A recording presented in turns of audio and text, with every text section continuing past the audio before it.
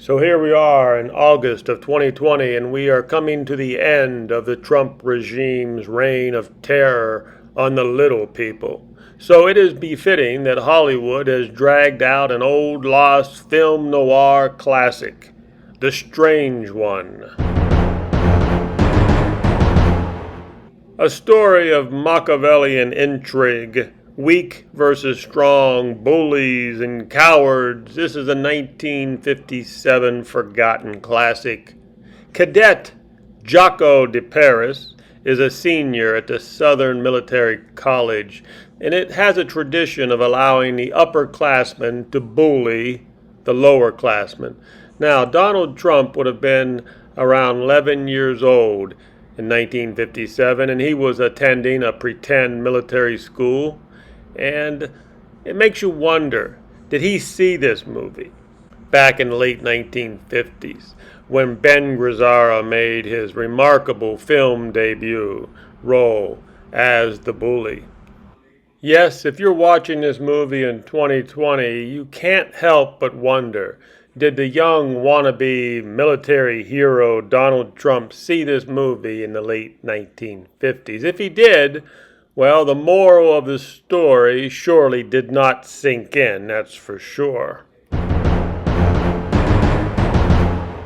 So Ben Gazzara's performance as a tough-on-the-exterior bully who turns into a bowl of jello coward at the end was almost perfection. Yes, Ben Gazzara somehow commands every scene in the movie, and that's kind of incredible because it was his first movie.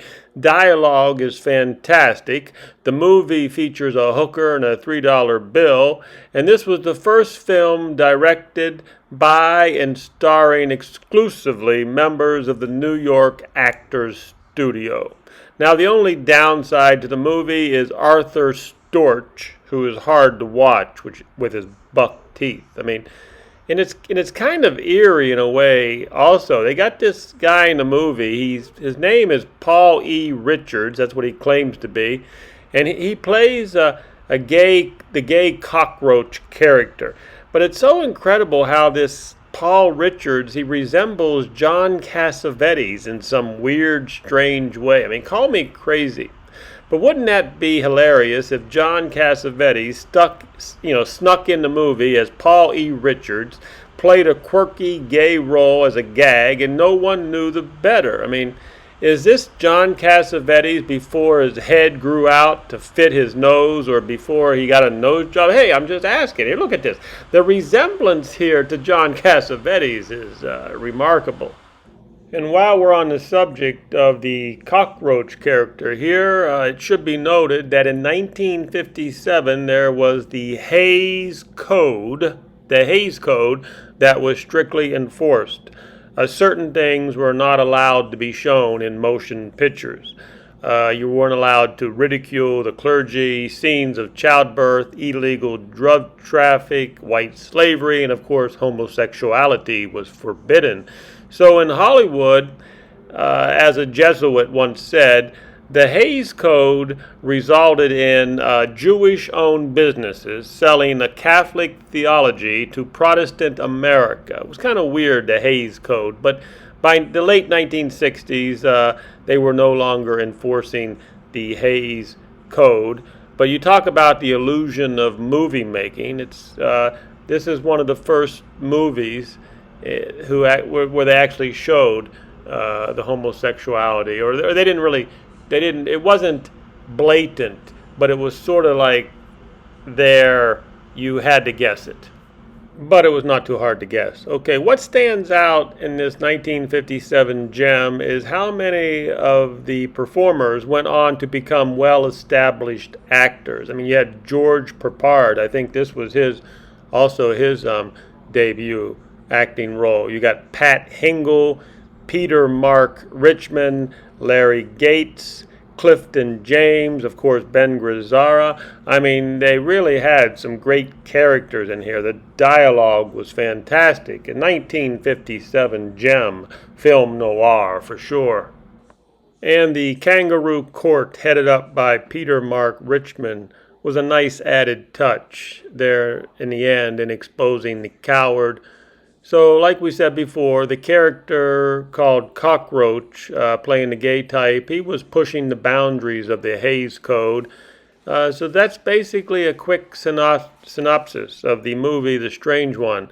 What you have here is a microcosm of the social class system of hierarchy, where a senior, played by Ben Gazzara, who is also a psycho bully, born with a Machiavellian mind, but deep down he is a coward who hates everybody but himself, a pure narcissistic and budding criminal. Does this remind you of anybody today? Ben Gazzara shows us the typical politician before they are lifted up to a position of power. This school is the training grounds for future politicians to test out their Machiavellian techniques in bullying the poor people. The movie keeps you involved even though you are trapped in a military type dorm room. George Papard puts in a nice performance as a young man with a conscience and finally stands up to the bully. And of course, in the end, the bully finally shows his true cowardly colors. When people stand up to him, his fear explodes out like the train he thinks they are going to throw him in front of. The moral of the story is that when you finally stand up to the bully, you find out how pathetic they are and how weak they are inside. When you finally find out the truth, well, you feel sorry for the creature. In general, I like this classic movie, and I give it 7.5 out of 10 Bravos.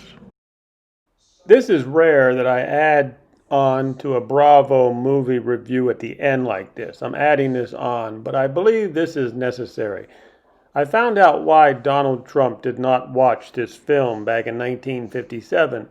Apparently, the director, Jack Garfein, he got into a beef with the big money man producer, Sam Spiegel.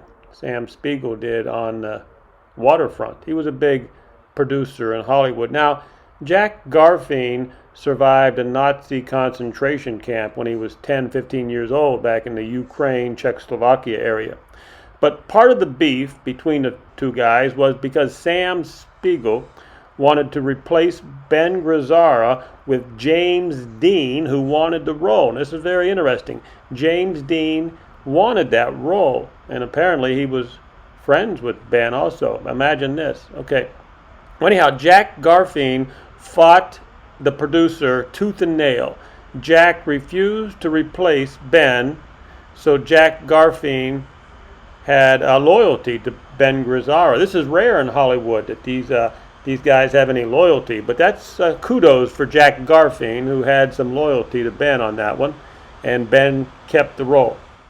Now here's a little anecdote that the film buffs out there might like. While they were filming in Orlando, Florida, Sam Spiegel, the producer, came onto the set, and the director, Jack Garfein, takes out his bullhorn and yells in the bullhorn, "Mr. Spiegel, please leave the set." He's telling the producer, please leave the set. He does this four or five times.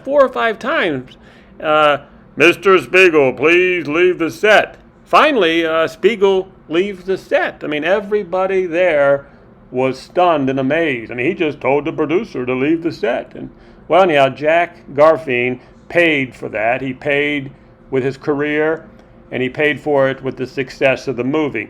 When they finally released the movie, it was without fanfare. There was absolutely no marketing, no advertising, no promotion, nothing, nada. They just put it out there. Nobody knew it was there.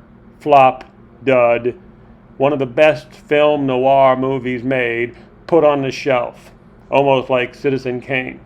Imagine, I'll leave you with this. Imagine if Sam Spiegel would have gotten his way and James Dean replaced Ben Gazzara, and James Dean had the lead role, and then they would have promoted it, they would have marketed it, the film would have probably done very, very well with James Dean's name on it, and it probably would have gone down in history as a masterpiece, all because of marketing and promotion.